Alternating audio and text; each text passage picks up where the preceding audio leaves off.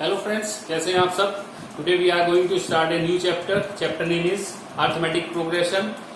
In short it is known as AP, simple AP, arithmetic progression. देखिए, start करने से पहले आपको दो तीन चीजों का बहुत जरूरी है कि नॉलेज हो। उसमें एक टर्म आती है सीक्वेंस, एक आता है series and one is progression. तो what is sequence, what is series and what is progression, क्योंकि प्रोग्रेशन आपका चैप्टर नेम भी है प्रोग्रेशन। तो सीक्वेंस क्या होगा, मान लीजिए आपने बहुत सारे स्टेटमेंट, बहुत सारी टर्म्स आपने इकट्ठी करके रख ली, बहुत सारे नंबर्स लिख लिए। मान लीजिए मैं general number A1 A2 A3 A4 up to AN ये मैंने रख दिया है। बहुत सारे नंबर्स एक स्पेशल रूल के हिसाब से रख दिए, ठीक है ना।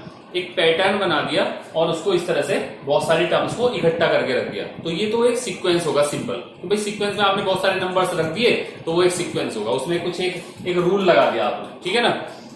अब अगर इन सबको सम करते हो आप,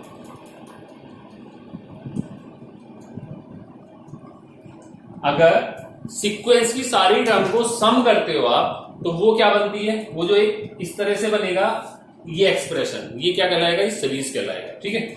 यानी कि sum of all terms of sequence is called series, ठीक है। And what about the progression.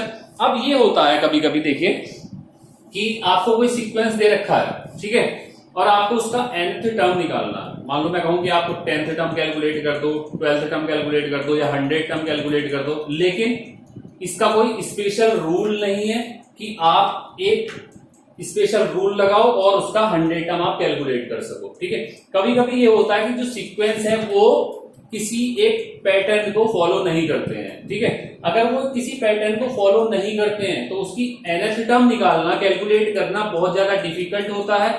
लेकिन अगर कोई एक स्पेशल रूल लग रहा है, किसी सीक्वेंस के अंदर कोई एक रूल लगा हुआ है, मैथमेटिकल रूल, और उसको मैथमेटिकल रूल लगाने के बाद आप उसकी nth टर्म कैलकुलेट कर सकते हो, तो उसको क्या बोलते हैं, प्रोग्रेशन बोलते हैं। समझ में आया। If you are able to calculate the nth term of a sequence, then this is called the progression. Simple, able to calculate nth term, simple है। तो आप कोई भी एक मैथमेटिकल रूल लगाओ, with mathematical rule, with mathematical rule,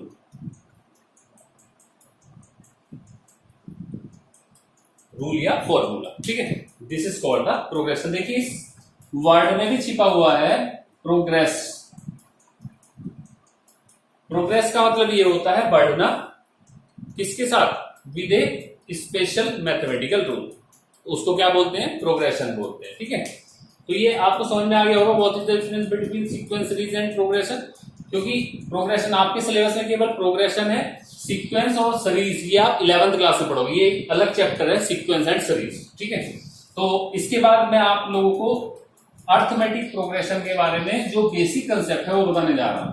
तो please एक बार concentration के साथ देखिए इसको। व्हाट इज एपी, हम एक बेसिक डेफिनेशन के साथ शुरू करते हैं। AP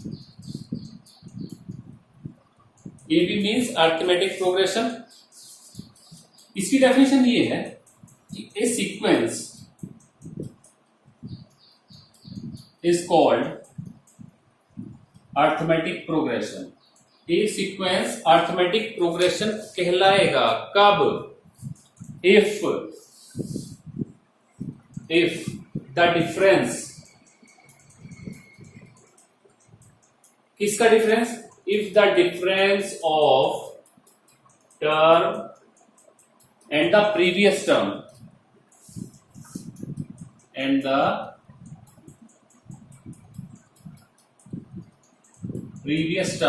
is same.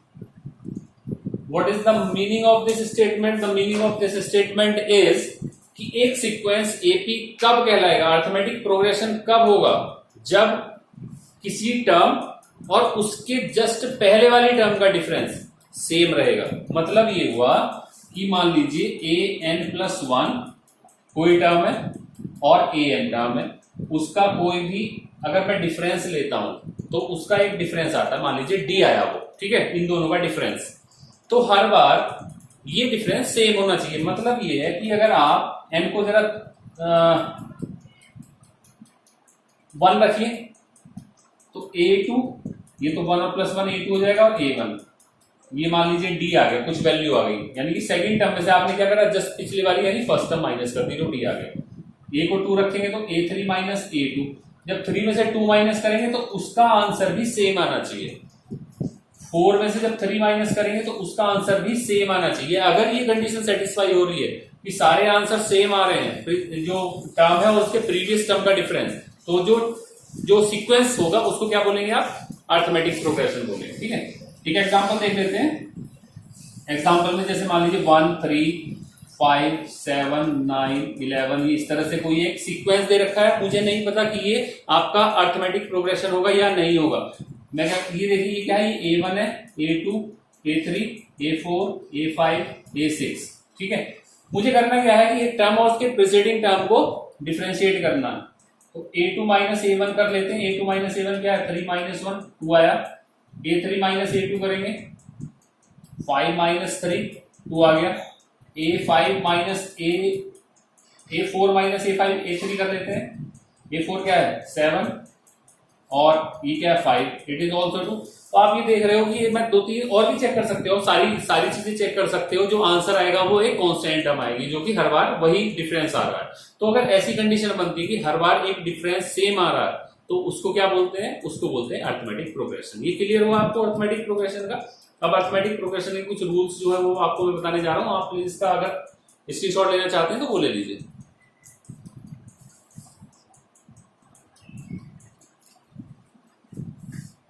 Now start general term of AP. What is the meaning of general term? पहले इसको लिखता हूं, फिर उसको डिफाइन करता हूं कि what is the meaning of general term. Basically an का मतलब ये हुआ, मान लीजिए a1 फर्स्ट टर्म है, a2 a3, और ये एक ऐसी टर्म है जिसकी मान लीजिए nth टर्म an है। ठीक है, ये मुझे नहीं पता ये कौन से नंबर की टर्म है। ठीक है, तो इसकी वैल्यू क्या होगी, कहने का मतलब ये है, अगर मुझे इसका फॉर्मूला पता लग जाए तो मैं n की वैल्यू चेंज करता रहूंगा और ये मेरी टर्म्स आ जाएगी। तो इसी को जनरल टर्म बोलते हैं कि जो कि n की टर्म्स में दिया हुआ हो। तो जनरल टर्म्स का जो फॉर्मूला है AP का वो होगा an equal to a plus n minus 1 into d. ये बहुत इंपॉर्टेंट फॉर्मूला है।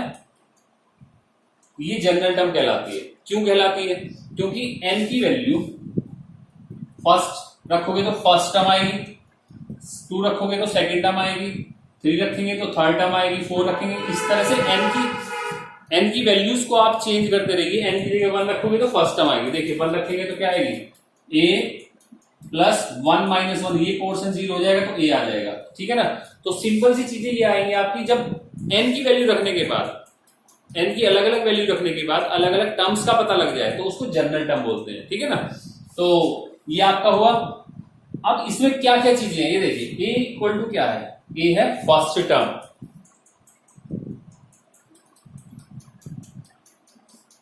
d है कॉमन डिफरेंस,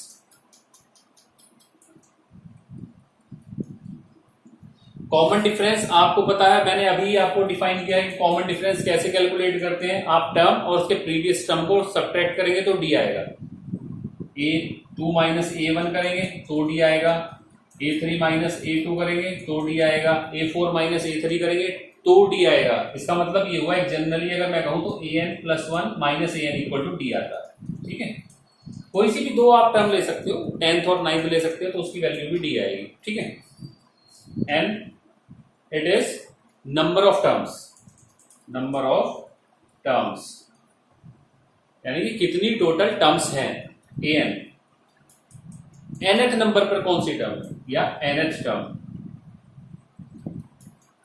ठीक है, तो ये डिनोशन हुआ, मेन डिनोशन a d n और an होगा। ठीक है ना, ये इस तरह से है कुछ। जैसे मान लीजिए वही सेम एग्जांपल अगर मैं लूं, जो एग्जांपल मैंने पहले लिया था 1 3 5 7 अप टू, और आपसे पूछा है मुझे आप 20th टर्म बता दीजिए। 20th टर्म, ठीक है। तो यानी कि आपको बताना है A20 की वैल्यू, ठीक है। तो अब आप देखिए जो पहले नंबर पे लिखी हुई है वो क्या होगी, आपकी फर्स्ट टर्म होगी, दिस इज A, क्योंकि A क्या था यहाँ पे, फर्स्ट टर्म, तो A की वैल्यू कितनी है 1। What is D? D will be, कोई भी दो टर्म ले लो उनका डिफरेंस देख लो, 3 माइनस 1 कर लो, 5 माइनस 3 कर लो, 7 माइनस 5 कर लो, सेम वैल्यू आनी। तो आपको कम से कम दो टर्म दो माइनस करके दिखाना पड़ेगा, 5 माइनस 3 इक्वल टू 2। तो D की वैल्यू कितनी आई, 2 आ गई।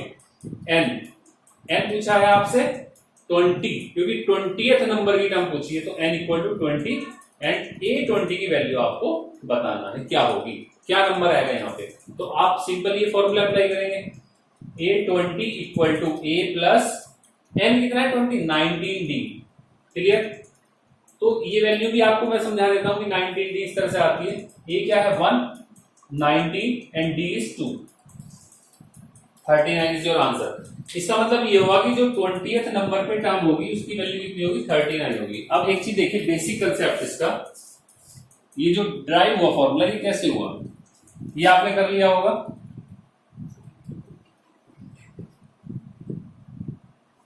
देखिए दोस्तों,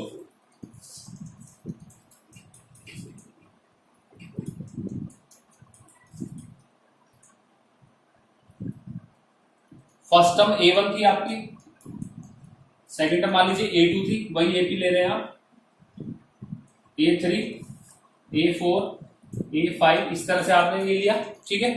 और ये आपने A20 भी ले लिया लास्ट, जो भी था इस ये वाले क्वेश्चन के हिसाब से, ठीक है। अब एक चीज देखिए, A जो था आपका, A1 जो था वो आपका A था, ठीक है। फर्स्ट टर्म आपने मान रखी थी A, सेकंड टर्म जो थी आपने क्या किया था, फर्स्ट टर्म में एक D ऐड कर दिया था, तो सेकंड टर्म आ गई थी। A3 कहां से आया था, जब आपने इसमें फिर से एक D ऐड कर दिया था, इसका मतलब A plus D plus D, A plus 2D हो गया। थर्ड टर्म होगी, फोर्थ टर्म कब आई, जब इसमें आपने एक D ऐड कर दिया, A प्लस 3D, ठीक है। 5 क्या होगा, A प्लस 4D, इसका मतलब ये हुआ जो टर्म नंबर टर्म आप ले रहे हो A5 वहां 4D आएगा। तो इसी तरह जो ये वैल्यू आई थी A20 क्या आया था, A प्लस 19D, ये आपके नेक्स्ट एक्सरसाइज में बहुत काम आएंगी ये चीजें। A20 equal to A plus 19D होगा, ठीक है। इसी तरह ये nth टर्म थी, देखिए यहाँ n-1 आया था, इसी तरह ये जनरल टर्म बन गई थी आपकी A plus n-1 into D, यानी कि D के साथ क्या नंबर आएगा यहाँ, इससे एक कम आएगा। मान लीजिए मैं कहूं आपको A13 क्या होगा, A प्लस 12D, ठीक है। A100 क्या होगा, A प्लस 99D, क्लियर है। तो ये एक वैल्यू कम बनती है, ये जनरल फॉर्मूले की ये खासियत है, ठीक है। तो ये समझ में आ गया होगा आपको, बेसिक कंसेप्ट था सारा। इसके मैं अब एनसीईआरटी बुक की आपकी एक्सरसाइज सॉल्व कराऊंगा, जो कि 5.1 है, और 5.2 भी हम एक साथ देखेंगे। तो नेक्स्ट 2 और 3 वीडियोस में मैं आपके ये सारे क्लियर करने वाला हूं। तो तब तक के लिए प्लीज आप पढ़ते रहिए और कमेंट करके बताइए कि क्या चीज आपकी समझ में नहीं आ रही है, ठीक है। थैंक यू दोस्तों।